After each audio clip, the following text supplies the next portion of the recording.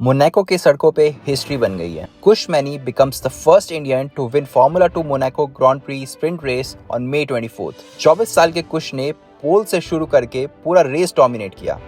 Light से लेकर के फाइनल स्टेप तक किसी को मौका ही नहीं दिया। डैम्स लुकास ऑयल की तरफ से रेस करते हुए उन्होंने गैब्रियल मिनी और ल्यूक ब्राउनिंग को पीछे छोड़ दिया और अपनी जीत हासिल करी। ये सिर्फ एक जीत नहीं, भारत की पहचान है मोनाको में। इस जीत के बाद आनंद महिंद्रा ने भी ट्वीट करते हुए कहा, Kush you are standing tall and India stands tall with you. और इस जीत के बाद कुश खुद भी कहते हैं कि P1 at Monaco, dream come true, thank you to everyone who believe. यह तो सिर्फ एक शुरुआत है।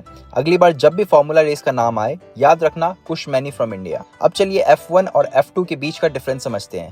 F2 यानी फार्मूला 2 एक international single seater motor sport championship है जो F1 तक पहुंचने का प्लेटफॉर्म होता है।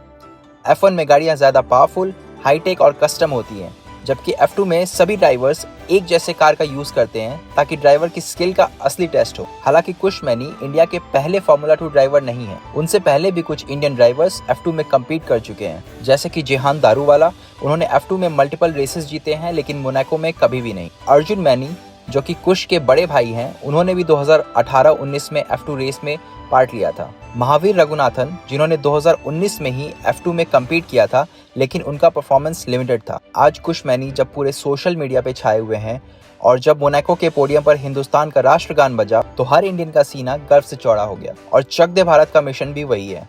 ऐसे ही हिडन जेम्स और असली टैलेंट्स को स्पॉटलाइट में लाना जो सच में भारत का नाम रोशन कर रहे हैं। ऐसे ही इंसाइटफुल वीडियोस के लिए चक दे भारत को जरूर सब्सक्राइब करें। Thank you.